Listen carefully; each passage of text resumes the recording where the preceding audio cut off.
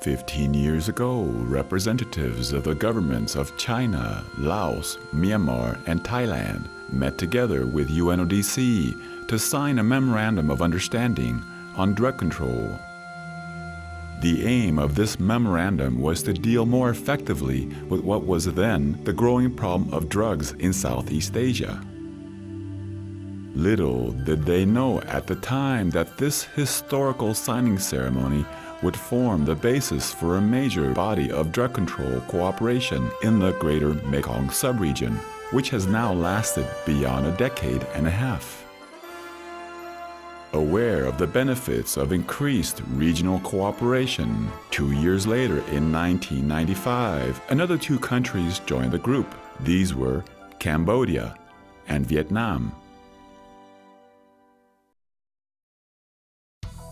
The purpose of the MOU has been to commit its signatories to combine forces and share a common view on the fight against the drug menace. They also agreed to jointly approach their partners in the international community for support in this huge task. Finally, and crucially, they themselves have committed to funding a number of these initiatives.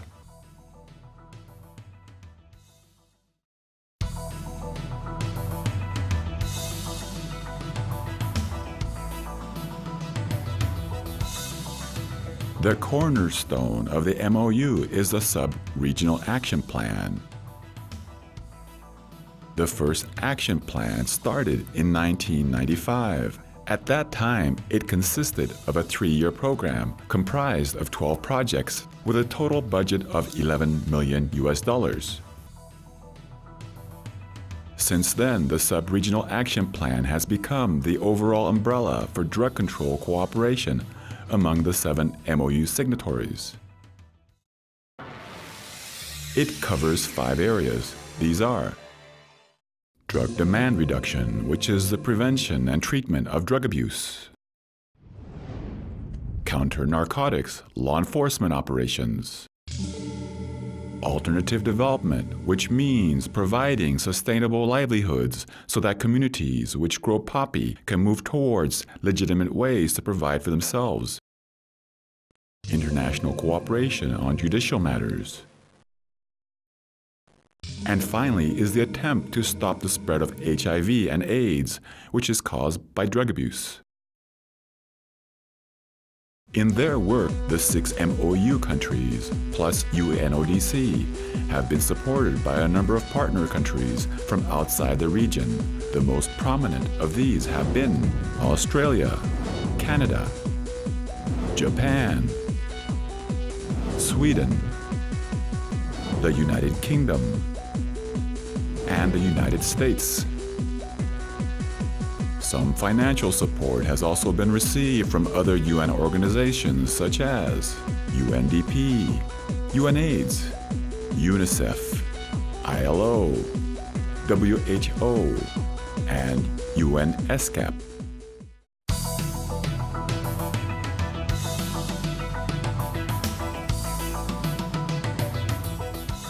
From the start, the MOU countries have attached a high priority to combating drug production and trafficking.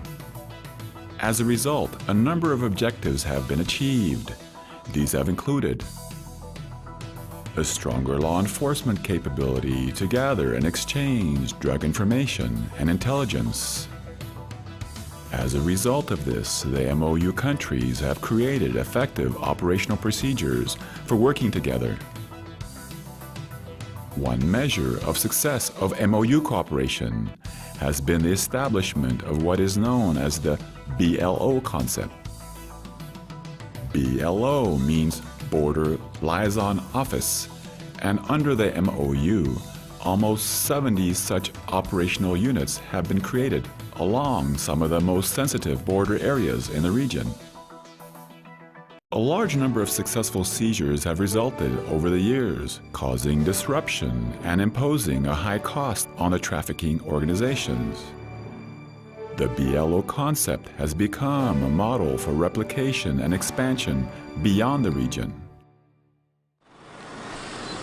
Precursor control is a strategy to reduce the availability of narcotic drugs by preventing illicit drug manufacturers from obtaining the chemicals they require to manufacture them. Through the MOU, an effective precursor control strategy has been established for East and Southeast Asia. A third area of successful drug law enforcement has been through the training of large numbers of frontline officers through UNODC's innovative computer-based training using multimedia programs. To date, over 200 learning resource centers, each operated by a full-time training manager, are operating in the region. Over 85 modules are now available in 18 languages. Training has been delivered to hundreds of thousands of officers in dozens of countries in the region. To cap it all, in the year 2007, the CBT program received the UN 21 award.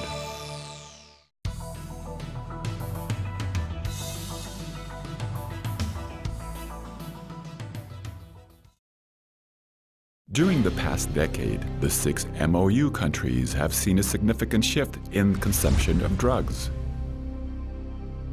In Cambodia, Laos, and Thailand, the use of amphetamine-type stimulants, or ATS, has displaced opiates as the primary drug of abuse. In China, Myanmar, and Vietnam, it is also a problem alongside heroin abuse. To prevent drug use and provide users with the ability to move away from drugs, the Sub-Regional Action Plan has contributed to improving public health and economic development policies in order to reduce the drug problem and poverty among highland communities. It has also helped each country to improve its capability to respond to drug abuse among young people.